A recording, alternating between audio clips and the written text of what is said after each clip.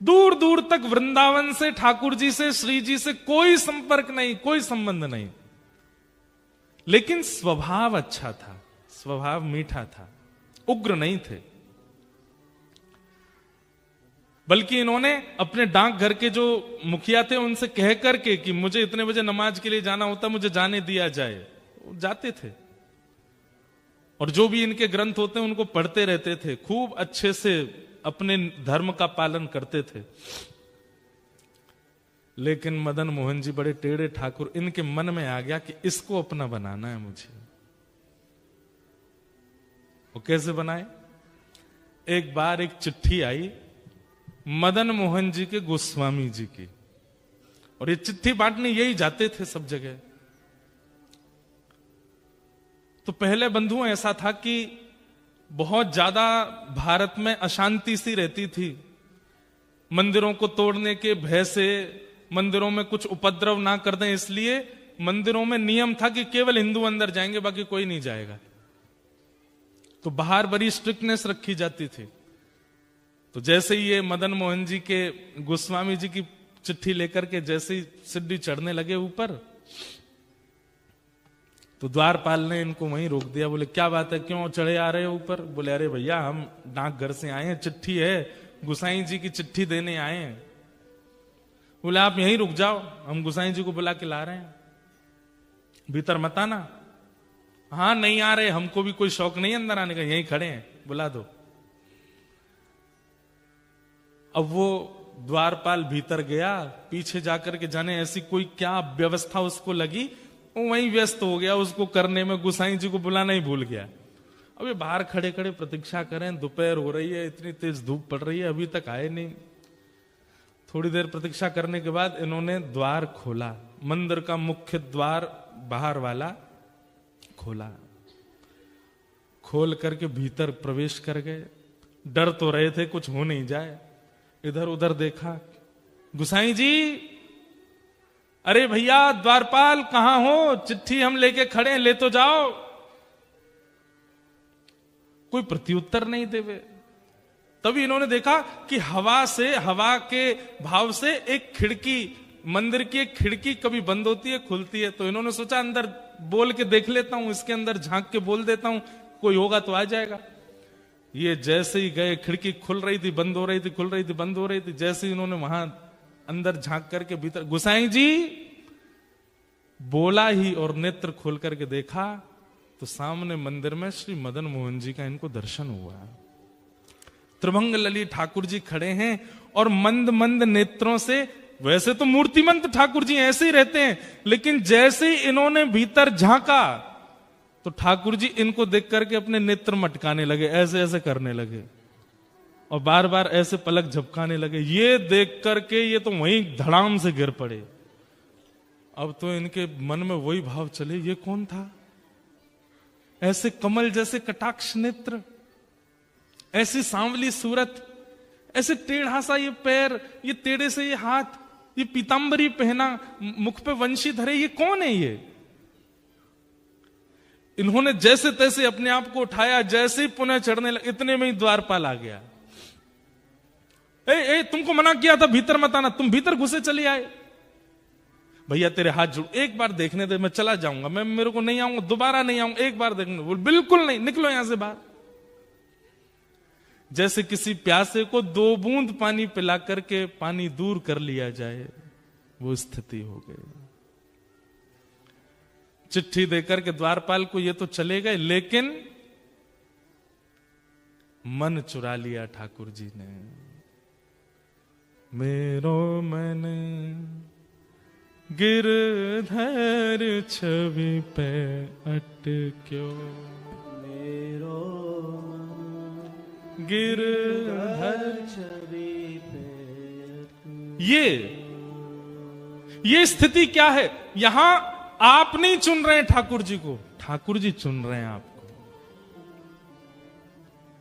और भैया जब ठाकुर जी चुनते हैं ना, तो स्थिति अवर्णनीय हो जाती, वर्णन नहीं कर सकते उसका। बहुत वर्षों बाद मुझे ये कथा याद आई है, ध्यान से सुनिएगा। काले खां चले गए, लेकिन अब चल रहे हैं तो भी नेत्र बंद करते हैं तो वही स्वरूप दिखाई दे रहा है। वो नेत्र अपने ऐसे ऐसे मटका रहे थे, वो अनुभव आ रहा है। एक जगह बैठे रह जाते हैं, सोचते रहते हैं ये कौन था, ये ग्वारिया बालक कौन था, ये सांवरा सलोना कौन था। आज तक कभी अपने नमाज के समय में, अपनी दिनचर्या में कभी बदल फेर नहीं हुआ, लेकिन अब करने कुछ और जाते हैं, करने कुछ और लग जाते हैं। स्थिति आपे से बाहर चली गई। अब तो ये मदन मोहन जी के मंदिर की जो सीढ़ियां थी, वहां से जब निकलते तो नीचे से देखते रहते, कब बुलाएंगे मुझे, कब स्वीकार करेंगे मुझे, कब दर्शन देंगे मुझे। ठाकुर जी ने चुन लिया। अब तो इनकी स्थिति ऐसी हो गई, जैसे एक प्रेमी होता है ना, उसको कोई प्रिय लग जाए तो वो जैसे बावड़ा सा हो जाता है, पागल सा हो जाता है, खाना पीना छोड़ देता है, सोना छोड़ देता है। एक तरफा प्रेम जो होता है, एक तरफा प्रेम में कई बार जो प्रेमी लोग होते हैं, मैंने सुना है ना एक तरफा प्रेम में क्या होता है कि जो प्रेमी होता है वो अपनी प्रियतमा को पहले तो प्रेम से मनाता है, फिर जिद से मनाता है, और नहीं तो फिर धमकी देता है। क्या धमकी देता है? या तो मुझे मिल जाओ, नहीं तो मैं प्राण त्याग दूंगा, नस काट लूंगा अपनी। ये सब भाव कहता है। बंधुओं, ये आजकल के लव बर्ड्स ऐसा करते हैं, लेकिन ये आजकल के लड़का लड़कियों का क्रिया नहीं है, ये हमारे प्राचीन भक्तों ने ऐसा किया ठाकुर जी के लिए। और काले खां उसी स्थिति में आ गए। बहुत दिन तक प्रयास किया कि ये मुझे कैसे भी ऊपर बुला लें, एक बार अपनी रूप छटा दिखा दें, लेकिन ठाकुर जी तो उनका स्वभाव है तड़पाना। जब नहीं दर्शन हुए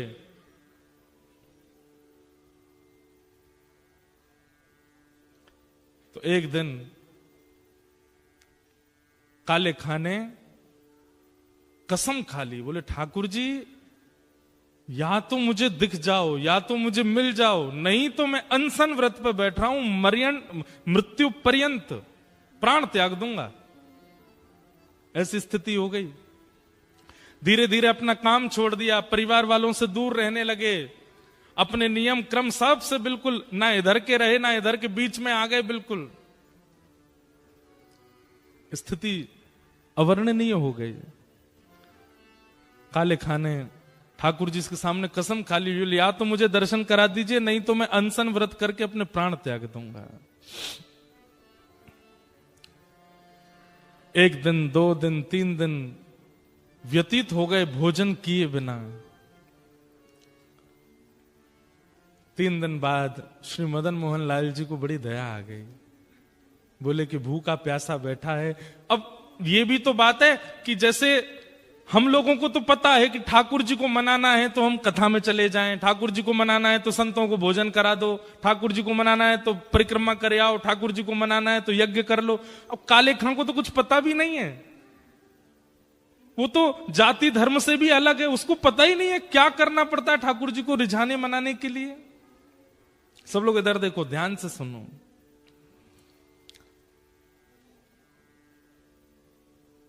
उसके पास यही तरीका था, ठाकुर जी के आगे कसम खाली, बोले मैं प्राण त्याग दूंगा, मुझे मिलो नहीं तो। 3 दिन जब बीत गए बिना कुछ खाए पिए, तो रात में जब मंदिर बंद हुआ, मंदिर बंद होते सब गुसाई आदि सब चले गए, सुश्री मदन मोहन लाल जी अपने गहने जेवर आदि सब उतार करके एक सामान्य से ग्वारिया का रूप धारण किया। एक धोती पहनी, बगलबंदी पहनी, सिर पर एक स्वाफा बांधा, चंदन वंदन लगा था, सब मिटा दिया, बिल्कुल ऐसे हो गए साधारण से। आंखन में काजल लगा था, मीड़ मीड़ करके उसको फैला लिया कि मैं पहचान में नहीं आऊं। और जो भोजन की थाली श्री मदन मोहन जी की रात में रखी जाती थी, बंटा भोग बोलते हैं उसको बंटा भोग श्री मदन मोहन लाल जी का जो रखा था, ठाकुर जी ने उसको उठाया खुद और निकल पड़े काले खां के पास। आहा, यहां पर मरणासन अवस्था में काले खां बैठा है, गला सूख गया है, आंखें मरने को हो रही हैं, और उस समय पर द्वार पर दस्तक होती है, खटखटाने की आवाज आती है।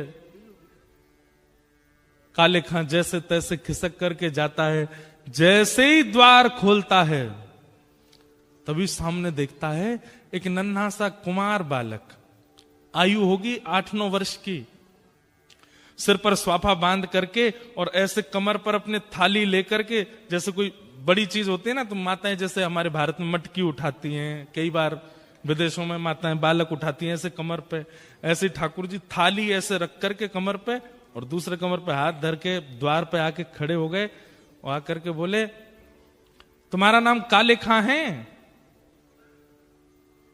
काले खां बोले, हाँ भैया मेरा नाम काले खां, पर तुम कौन हो? और ये इतने सुंदर हो, इतने प्यारे हो, तुम्हारी मैया नहीं है, तुम्हारे पिताजी नहीं है जो आधी रात में तुमको अकेला छोड़ दिया? अरे हम देखने में छोटे लगते हैं, वास्तव में तो श्री मदन मोहन जी मंदिर के हम टहलुआ हैं, रात भर चौकीदारी करते हैं। डोल डोल टहलुआ कहते हैं जो टहल टहल करके रखवाली करे। कई लोग होते हैं ना, उम्र तो बड़ी होती है दिखने में, वही है हमारा भी, उम्र तो हमारी बहुत है।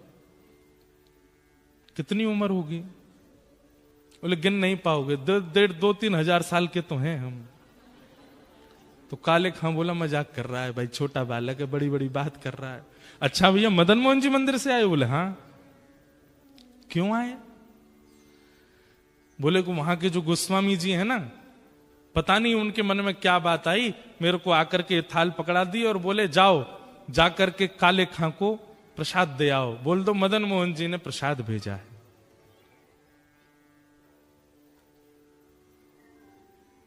काले खां बोले सुनो, इसको तुरंत वापस ले जाओ, एक कौर नहीं खाऊंगा इसमें से। ये मैं सब जानता हूं ये लीला कौन कर रहा है, ये वही छलिया, वही कपटी, वही मरकट बंधु, मुझे एक झलक दिखा करके इतना परेशान कर दिया और अब मेरे अनशन को तुड़वाने के लिए थाल भेज दिए। कह देना गोस्वामी जी से, जब तक दर्शन नहीं होगा मैं ये प्रसाद नहीं पाऊंगा, और मुझे दर्शन होगा नहीं क्योंकि मैं तो मुसलमान हूं, मुझे मंदिर में प्रवेश मिलेगा नहीं, इसलिए मुझे प्राण त्यागने पड़ेंगे, दोबारा जन्म लेना पड़ेगा। और सुनो एक बात और कह देना अपने मदन मोहन से। बोले क्या? उसने जो अपना नाम धर रखा है ना जगन्नाथ, मैंने सुना था कहीं उनका नाम जगन्नाथ है, उनसे कह दो कि तुम जगन्नाथ नहीं हो, अपना नाम रखो हिंदूनाथ, तुम केवल हिंदुओं के नाथ हो, ये जगतनाथ मत बोला करो अपने आप को। ठाकुर जी खड़े खड़े सुन रहे हैं। बोले सुनो गुसाई जी की बात तो सुन लो पूरी। काले खां बोले क्या? बोले इसमें से प्रसाद पा लेना और प्रसाद पा करके सुबह बर्तन मांज करके मंदिर दे जाना और मदन मोहन जी के दर्शन कर जाना। गुसाई जी ने आज्ञा दी। सुन करके काले खां खुश हो गए। लेकिन अब स्थिति ये हो गई कि पहले तो हर जगह मदन मोहन जी दिखते थे, लेकिन अब वो टहलुआ दिख रहा है। अब ये मोहन थार उठा में तब भी टहलुआ का स्मरण हो, पूड़ी उठा में तो भी टहलुआ का स्मरण हो, सब्जी खा में तो भी। अब ये मन में विचार करने लगे मेरे मन में कोई रोग हो गया है।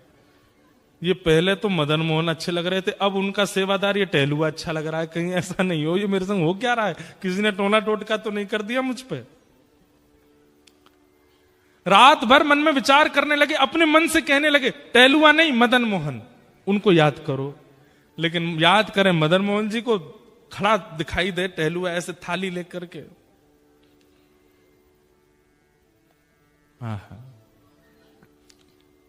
रात्रि में ठाकुर जी ने गोस्वामी जी को सपना दिया और सपने देकर के कहा, बोले पहले दिन चिट्ठी लेकर के मेरा भक्त काले खां आया था, द्वारपाल ने उसको डांट भगा दिया।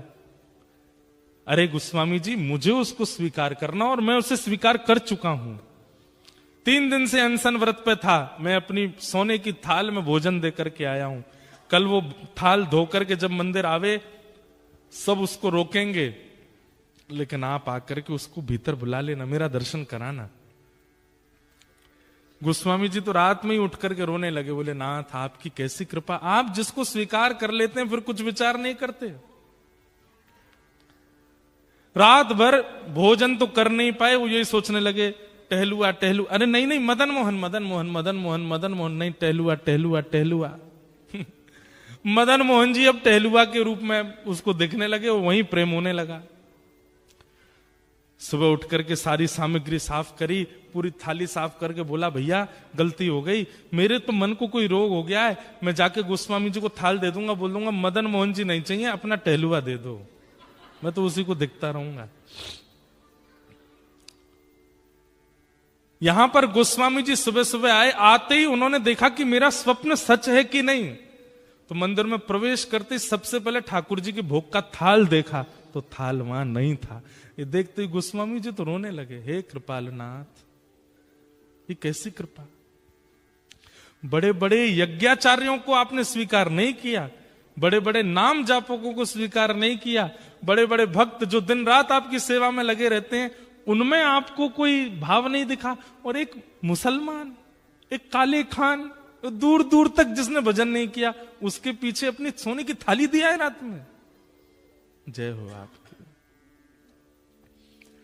गोस्वामी जी प्रतीक्षा कर रहे हैं कब आएगा काले खान, लेकिन काले खान को तो अब गिल्ट फील हो रहा है भीतर से कि पहले प्रेमी कोई और था, अब प्रेमी कोई और हो गया है, अब तो मुझे टहलुआ चाहिए, अब तो मदन मोहन जी नहीं चाहिए।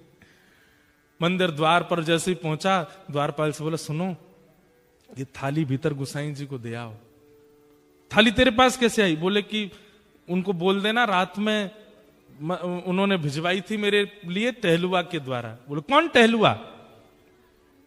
अरे जो रात में मंदिर में रहता। बोले मैं ही तो रहता हूं रात में मंदिर में, मैं ही टहलुआ हूं यहां। बोले तुम नहीं, उस सुंदर वाला टहलुआ। बोले अच्छा तो मैं कुरूप हूं?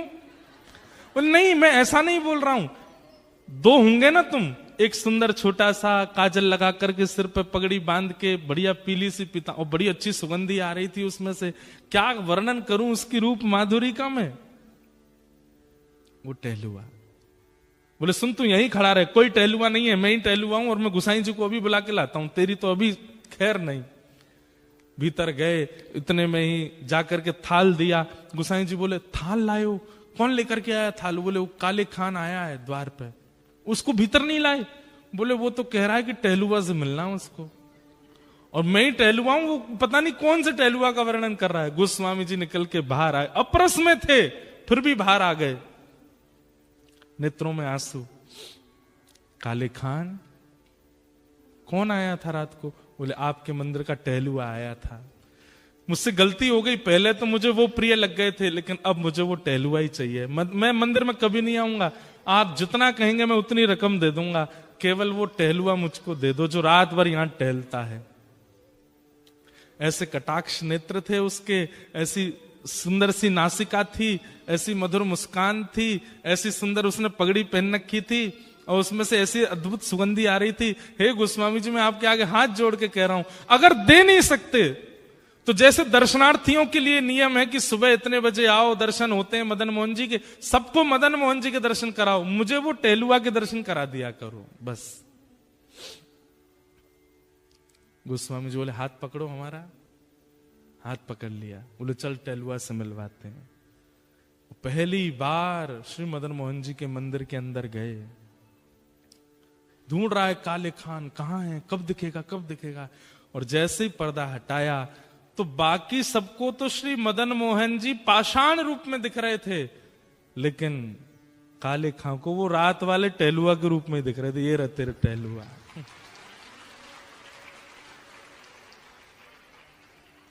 नेत्र सजल हो गए, वो सजल होकर के बस उसी दिन मदन मोहन जी के श्री चरणों को प्रणाम किया। बोले स्वयं ठाकुर जी टहलुआ बन के आए मेरे घर पे, इतना श्रम किया, और जीवन भर के लिए श्री मदन मोहन जी के दास बन गए। कौन? काले खान।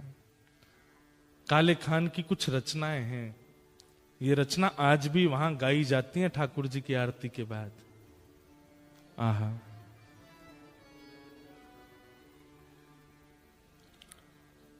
लगन जो लगी नाथ ताको विस्तार कहां, भूख प्यास निद्रा कछु बादत नहीं सांवरे। शब्द सुनना, एक उसके शब्द हैं जिसने कभी कथाएं नहीं सुनी है, जिसने कभी भजन नहीं किया, उसके शब्द हैं।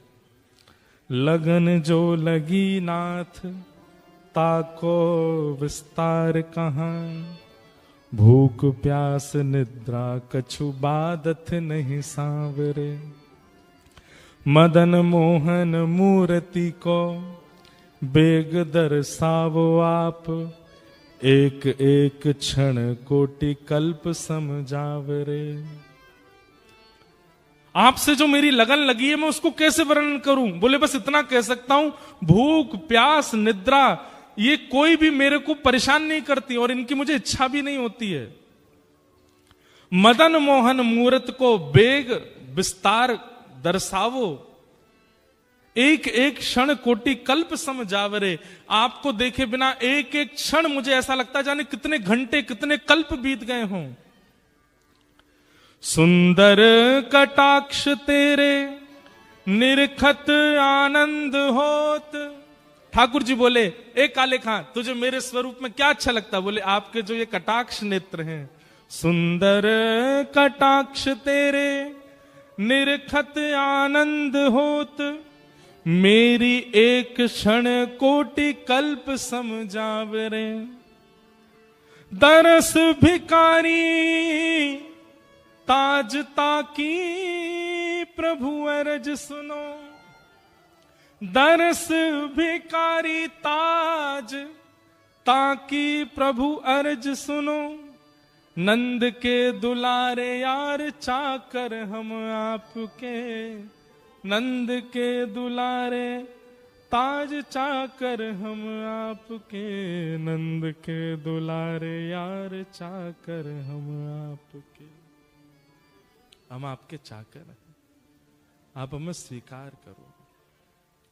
और जीवन भर के लिए श्री मदन मोहन जी ने उनको अच्छा, रूप वैसा ही था, लंबी दाढ़ी रखते थे, सिर पे टोपी भी पहनते थे, वेशभूषा नहीं बदली अपनी, वैसे ही रहते थे, लेकिन नित्य दर्शन करते मदन मोहन जी का और सामने बैठ करके रोते रहते। बस एक दिन उनकी ख्याति इतनी बढ़ गई, दूर दूर से लोग देखने आते थे, भैया एक मुसलमान भक्त है। तो एक दिन ये करौली छोड़ करके कहीं और चले गए और जहां गए वहां जाकर के इतने आर्तनाद से ठाकुर जी को पुकारा कि ठाकुर जी प्रत्यक्ष प्रकट होकर के इनके गले में गलवैया डाल करके इनको अपनी नित्य लीला में संग ले गए। बोलो भक्त वत्सल भगवान की। ये कथा हमने क्यों सुनाई? एक होता है आप ठाकुर जी को चुनो और एक होता है ठाकुर जी आपको चुने। दोनों में अंतर क्या है? सब प्रिय लगे और ठाकुर जी भी प्रिय लगे, इसका मतलब आप ठाकुर जी को चुन रहे हैं। पर ठाकुर जी अगर आपको चुन लेंगे तो फिर और कुछ प्रिय लगेगा नहीं, और कुछ भा नहीं सकता।